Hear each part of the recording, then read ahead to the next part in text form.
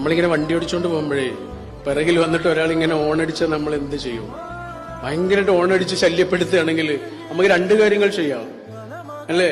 ഒന്നുകിൽ അയാളോട് പിടിവാശി കാണിച്ച് മത്സരിക്കാം, അല്ലെങ്കിലോ സൈഡ് കൊടുക്കാം. ജയിക്കുന്നതിനേക്കാൾ വലിയൊരു കാര്യമുണ്ട്